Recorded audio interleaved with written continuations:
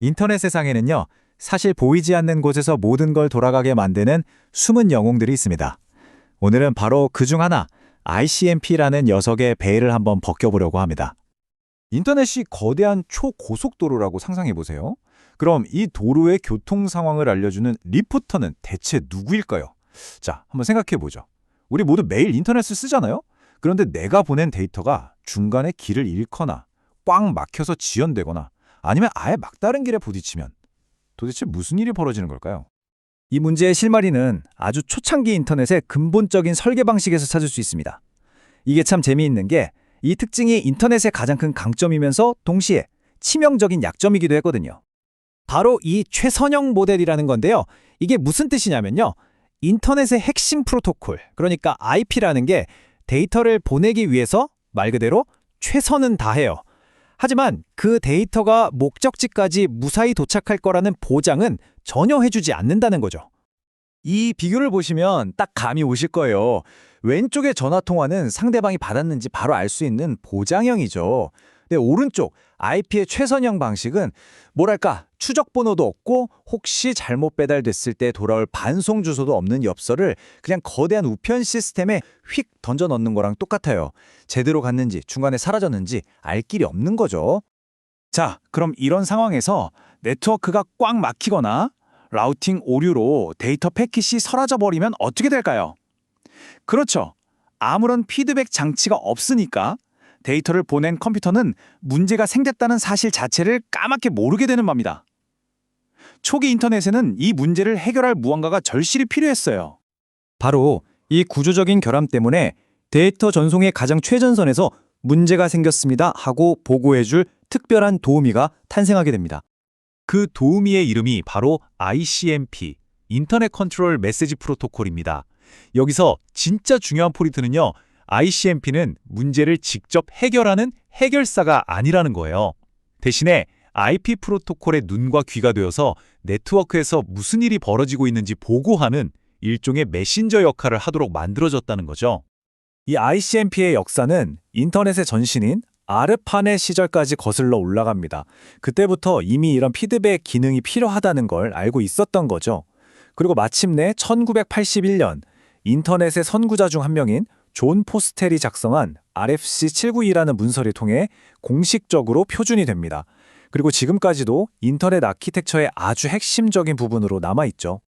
자, 이제 ICMP가 어떻게 일하는지 들여다볼 텐데요. 여기서부터가 정말 재밌습니다.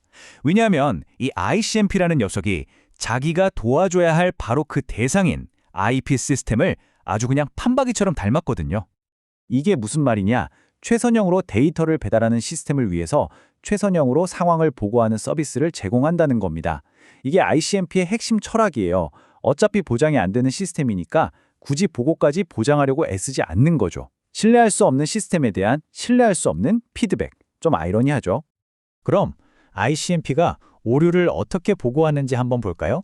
자, 1번. IB 패키지 가다가 예를 들어 라우터가 고장나서 목적지에 도착을 못했어요. 그러면 2번. 바로 그 오류가 발생한 라우터가 ICMP 오류 메시지를 하나 만듭니다. 그리고 3번. 이 메시지를 새로운 IP 패킷 안에 쏙 집어넣어요. 마지막으로 4번. 이 새 패킷을 원래 데이터를 보냈던 그 발신자에게 다시 보내주는 거죠. 일종의 반송 딱지를 붙여서 돌려보내는 셈이에요. 이 표를 보면 ICMP의 핵심 원칙들이 잘 정리되어 있습니다.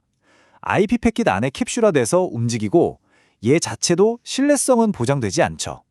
그런데 여기서 진짜 기가 막힌 설계는 바로 루프 방지 규칙이에요. 만약에 오류를 보고하러 가던 ICMP 메시지 자체가 중간에 사라지면 어떻게 될까요? 거기에 대해 또 다른 ICMP 오류 메시지를 만들까요? 절대 안 합니다. 만약 그랬다간 네트워크에 끝도 없는 오류 보고 메시지 폭풍이 몰아칠 테니까요. 정말 영리하죠. 시간이 흘러서 인터넷이 단순한 연구용 네트워크가 아니라 전 세계 사람들이 쓰는 거대한 시스템이 됐잖아요. 당연히 우리의 숨은 영웅 ICMP의 역할도 가만히 있을 수 없었죠. 함께 진화해야만 했습니다. 우리가 흔히 알던 IPv4, 그러니까 원래 버전의 인터넷에서는요. ICMP는 주로 네트워크에 문제가 있는지 없는지 진단하고 오류를 보고하는 비교적 단순한 도구였어요.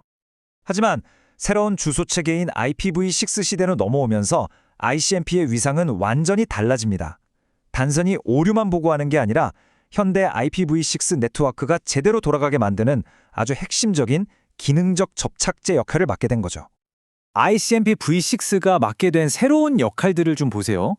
우리 집 공유기랑 내 컴퓨터가 서로를 알아보게 하는 이웃 탐색 기능이라든지 실시간 비디오 스트리밍을 보기 위해 특정 그룹에 참여하는 멀티캐스트 리스너 탐색 같은 것들이요. 예전에는 다른 프로토콜들이 하던 이런 필수적인 일들을 이제 ICMP v6가 도맡아 하게 된 겁니다. 오늘날 우리가 인터넷을 쓰는 방식에 있어서 정말 없어서는 안 될 기능들이죠. 자, 그럼 지금까지 이야기한 걸 한번 정리해 볼까요? 도대체 이 눈에도 잘 안 띄는 ICMP라는 게 왜 우리의 일상적인 인터넷 경험에 그렇게까지 중요하다고 하는 걸까요?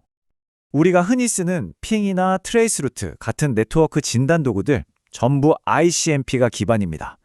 또 내 컴퓨터가 이쪽 길은 막히는구나 하고 더 빠른 길을 찾아갈 수 있게 해주는 것도 ICMP 덕분이죠. 심지어 네트워크 보안 공격을 막는데도 ICMP를 이해하는 게 아주 중요해요. 그러니까 결론은 이겁니다. 우리가 지금 아무 문제 없이 안정적으로 인터넷을 쓰고 있다면, 혹은 어딘가 고장이 났을 때 기술자분이 와서 빠르게 고쳐준다면 그 모든 순간 뒤에는 바로 이 보이지 않는 영웅 ICMP의 노력이 숨어 있다는 걸 기억해야 합니다. 사실 지금 이 순간에도 여러분의 인터넷 연결을 지키기 위해 일하는 보이지 않는 프로토콜은 ICMP 말고도 정말 많습니다. ICMP는 그 수많은 숨은 영웅 중 하나일 뿐이죠. 이 이야기를 통해 우리는 인터넷이라는 게 그냥 저절로 돌아가는 게 아니라 수많은 문제들을 해결하기 위한 이런 영리한 약속들이 층층이 쌓여 만들어진 아주 복잡하고 또 협력적인 시스템이라는 걸 다시 한번 깨닫게 됩니다. 여러분이 매일 쓰는 인터넷의 또 다른 숨은 영웅은 과연 무엇일까요?